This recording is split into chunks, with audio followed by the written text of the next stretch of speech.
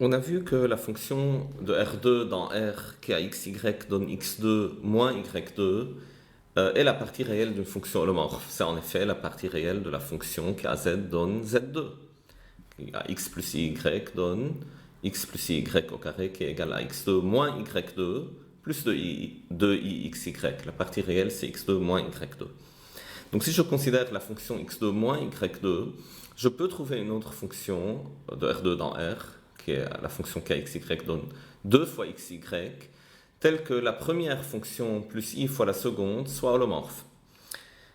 Maintenant, je peux me poser la même question pour la fonction kxy donne x2 plus y2, à la place de la fonction x2 moins y2.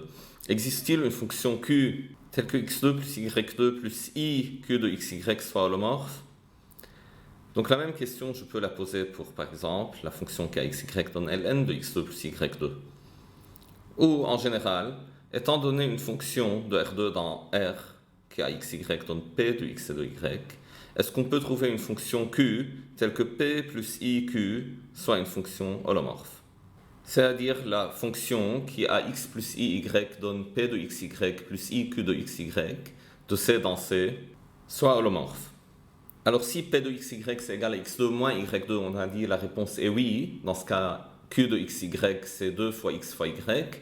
Et dans ce cas, la fonction f de x plus y c'est la fonction x plus y au carré.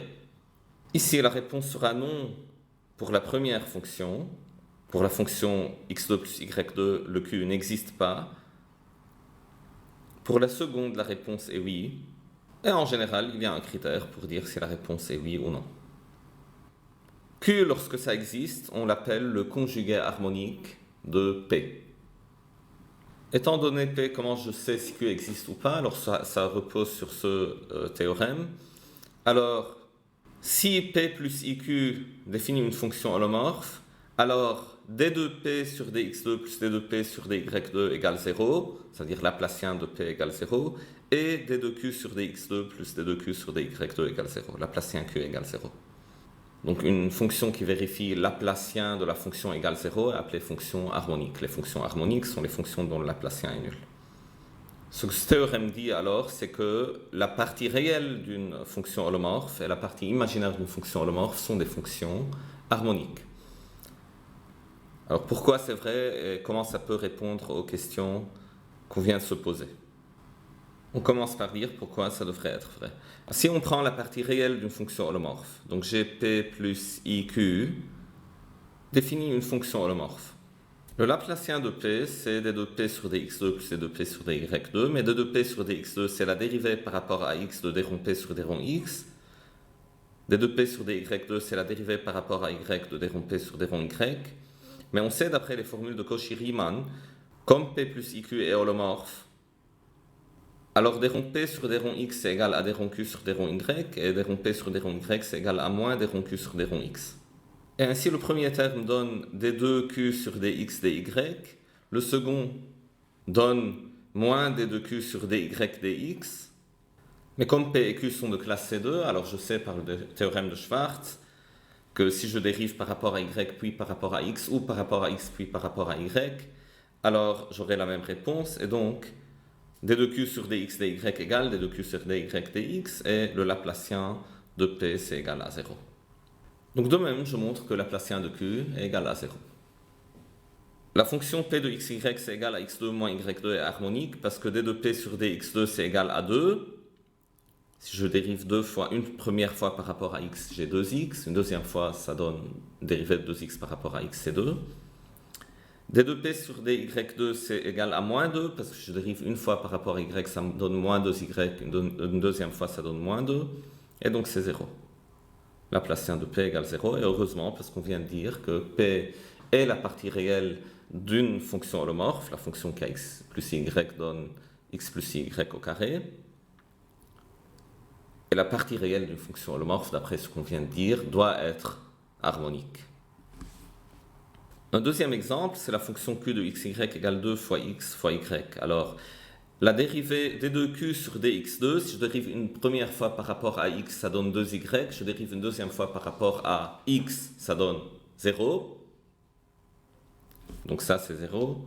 Et de même, ça, c'est 0. D2Q sur dy2. Et donc, c'est une fonction harmonique. Et c'est bien, alors, parce qu'on sait que Q est la partie imaginaire de la fonction kz donne z2, au signe près. Et donc, forcément, d'après le théorème précédent, on doit avoir que Q est harmonique. Donc, un troisième exemple, R de xy, c'est égal à x3 moins 3xy2 est harmonique. Parce que si je calcule d de R sur dx2, j'aurai 6x. d de R sur dy2, c'est moins 6x.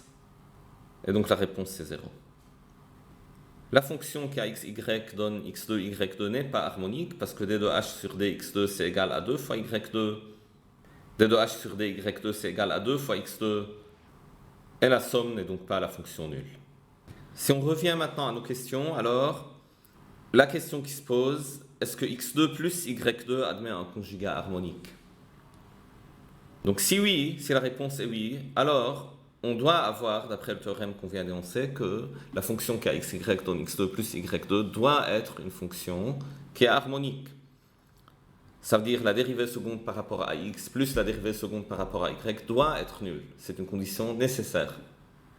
Mais la dérivée seconde par rapport à x, c'est 2. Et la dérivée seconde par rapport à y, c'est plus 2. Et la somme, c'est 4. Et 4, c'est pas égal à 0.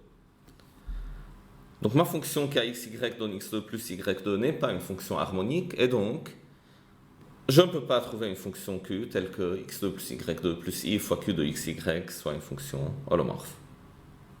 Mais maintenant, si je viens vérifier ça pour la deuxième fonction, ln de x2 plus y2, je découvre que c'est une fonction harmonique. Laplacien, ce sera égal à 0, je vous invite à faire le calcul.